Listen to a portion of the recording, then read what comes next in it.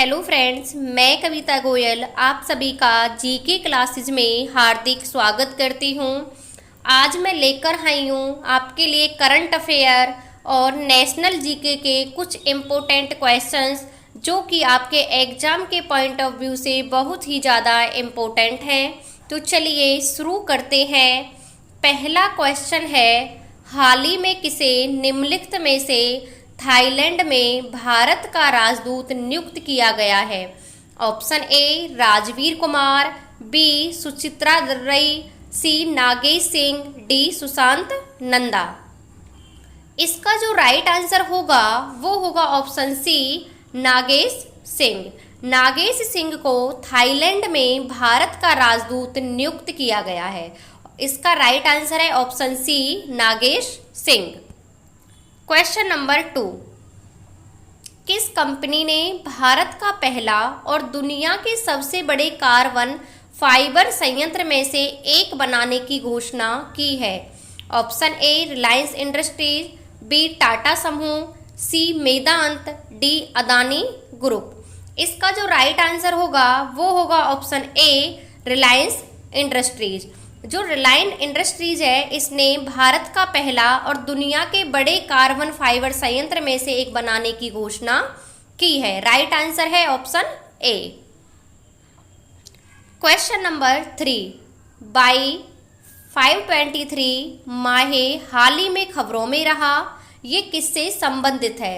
Option A लड़ाकू विमान, B tank रोधी मिसाइल, सी जंगी जहाज, डी परमाणु मिसाइल। इसका जो राइट आंसर होगा वो होगा ऑप्शन सी जंगी जहाज। बाई 523 माहे जंगी जहाज से संबंधित है। इसका राइट आंसर है ऑप्शन सी। क्वेश्चन नंबर 4, कृषि उत्सव नुखाई जोहर मुख्य रूप से किस राज्य में मनाया जाता है? Option A Kerala, B Tamil Nadu, C Odisha, D Karnataka. इसका जो राइट आंसर होगा वो होगा ऑप्शन सी ओडिशा।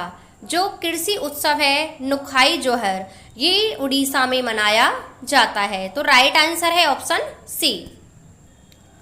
क्वेश्चन नंबर 5, निम्नलिखित में से किस राज्य ने राजीव गांधी ग्रामीण ओलंपिक 2022 का शुभारंभ किया है? Option A Rajasthan, B Maharashtra, C Gujarat, D Karnataka.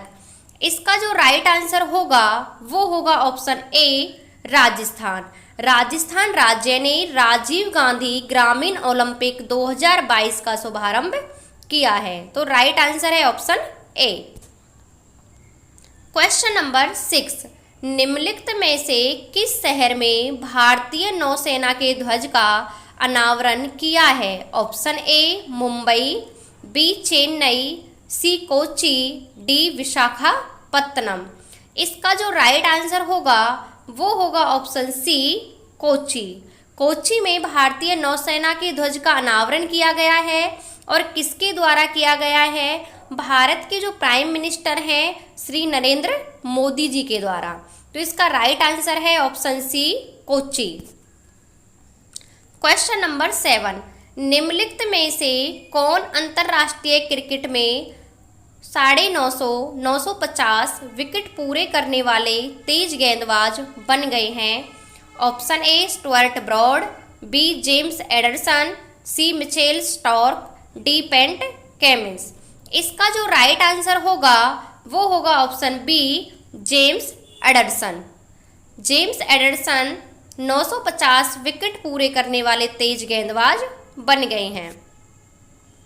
Question number 8, निम्नलिखित में से किस राज्य ने महिलाओं के सामाजिक और आर्थिक विकास के लिए ऋण योजना महिला निधि शुरू की है? ए Rajasthan, B Gujarat, C Karnataka, D Kerala. इसका जो राइट आंसर होगा वो होगा ऑप्शन ए राजस्थान। ऋण योजना महिला निधि किसने शुरू की है? राजस्थान सरकार ने शुरू की है। राइट आंसर है ऑप्शन ए।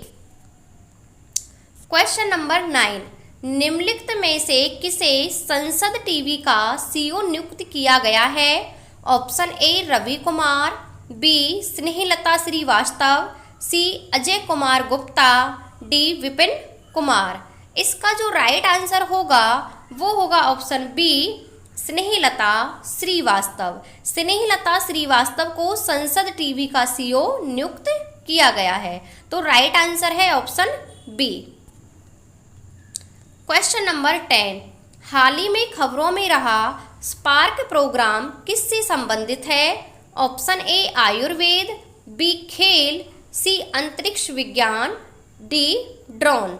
इसका जो राइट आंसर होगा वो होगा ऑप्शन ए आयुर्वेद। हाल ही में खबरों में रहा स्पार्क प्रोग्राम आयुर्वेद से संबंधित है। राइट आंसर है ऑप्शन ए आयुर्वेद।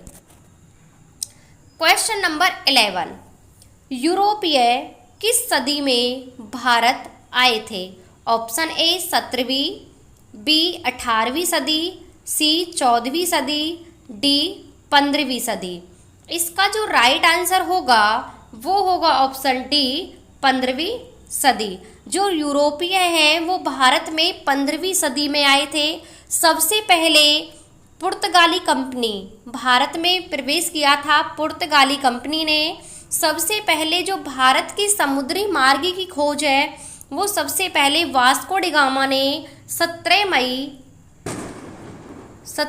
1498 को की थी। कब की थी? 17 मई 1498 को वास्को डी गामा ने भारत के नए समुद्री मार्ग की खोज की, जो कि एक पुर्तगाली था। कौन था वो?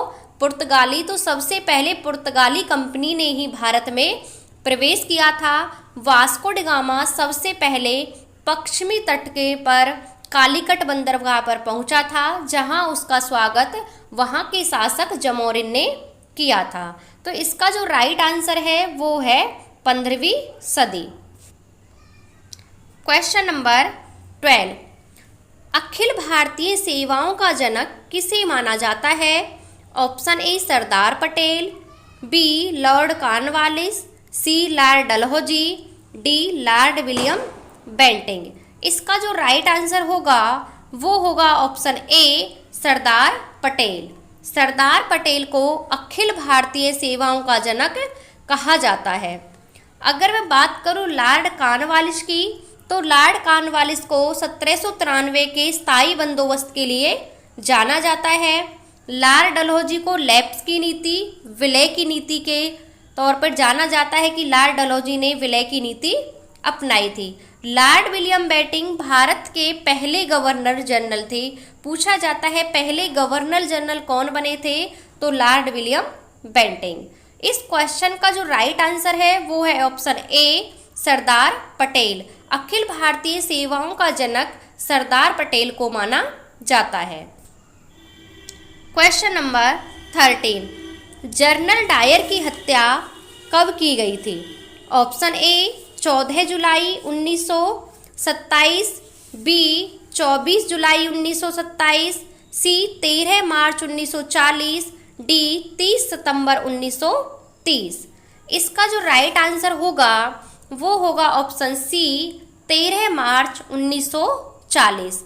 जनरल डायर की हत्या एक क्रांतिकारी हैं जिनका नाम है उधम सिंह। उन्होंने 13 मार्च 1940 को कैंगस्टन हॉल लंदन में की थी। और इसका जो प्रमुख कारण था, इसकी हत्या के पीछे कारण क्या था? जो 13 अप्रैल 1919 को जलियांवाला बाग में जो रॉलेट एक्ट के विरोध में जहाँ क्रांतिकारी सभा इकट्ठी हो रही थी, वहाँ पर जनरल डायर ने गोलियां चलाने के आदेश दे दिए और जिसमें 1000 से ज़्यादा लोग मारे गए और 2000 से ज़्यादा लोग घायल हुए। इसी का बदला लेने के लिए 13 मार्च 1940 को उधम सिंह ने जनरल डायर की हत्या कर दी गोली मारकर। तो इसका राइट आंसर होगा 13 मार्च 1940। क्वेश्चन नंबर 14, मेरे पास खून, पसीना और आंसू के अतिरिक्त देने को कुछ भी नहीं है, ये कथन किसका है? Option A Subhash Chandra Bose, B Hitler, C Churchill, D Mahatma Gandhi. इसका जो राइट आंसर होगा ये होगा ऑप्शन सी चर्चिल। मेरे पास खून पसीना आंसू के अतिरिक्त देने को कुछ नहीं है। यह कथन है ब्रिटिश प्रधानमंत्री विंस्टन चर्चिल का, जो कि उन्होंने द्वितीय विश्व युद्ध के समय दिया था। कब दिया था ये? जब द्वितीय विश्व युद्ध हो रहा था, 1939 से लेकर 1945 तक युद्ध चलता है। उस युद्ध के दौरान इन्होंने ये कहा था कि मेरे पास खून पसीना और आंसू के अतिरिक्त कुछ भी देने को नहीं है। उस टाइम में ब्रिटिश प्रधानमंत्री थे। तो इसका राइट आंसर होगा option C, Churchill. Question number 15, Vallathol Narayana Menon किस प्रकार की भारतीय नृत्य कला के प्रसिद्ध कलाकार थे? Option A Kuchipudi, B Bharatanatyam, C Mohini Attam, D Kathakali. इसका जो राइट आंसर होगा वो होगा ऑप्शन डी, कथकली। ये किसके थे? ये कथकली के थे।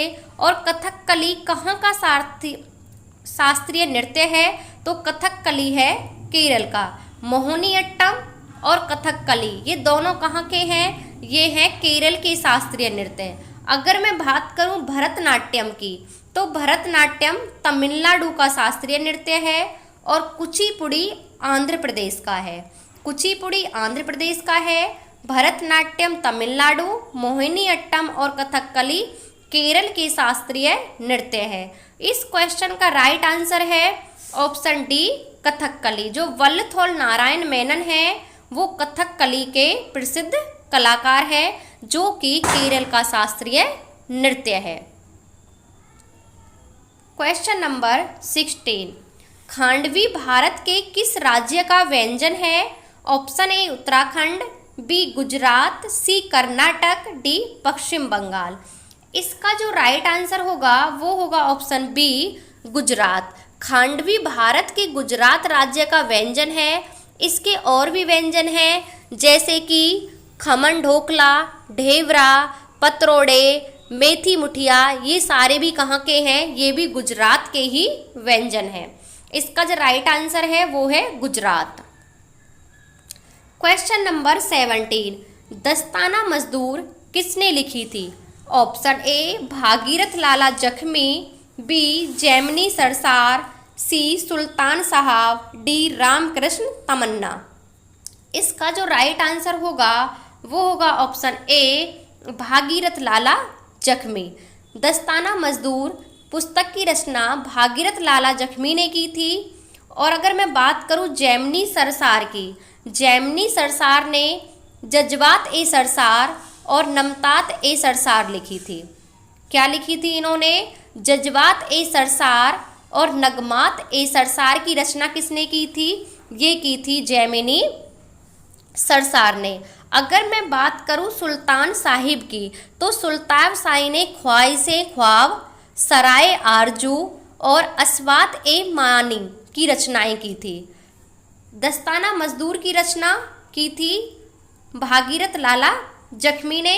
इसका राइट आंसर होगा ऑप्शन ए भागीरथ लाला जख्मी। क्वेश्चन नंबर 18, निम्नलिखित में से किस राज्य से कर्क रेखा नहीं गुजरती है? Option A Odisha, B Gujarat, C Rajasthan, D Paschim Bengal. इसका जो राइट आंसर होगा वो होगा ऑप्शन ए ओडिशा। ओडिशा से कर्क रेखा नहीं गुजरती है। कर्क रेखा भारत के 8 राज्यों से गुजरती है। कितने राज्यों से? 8 राज्यों से गुजरती है। वो 8 राज्य कौन कौन से हैं? राजस्थान, गुजरात, मध्य प्रदेश, छत्तीसगढ़, झारखंड, पश्चिम बंगाल, त्रिपुरा और मिजोरम। इन 8 राज्यों से कर्क रेखा गुजरती है। तो इसका राइट आंसर है ऑप्शन ए ओडिशा।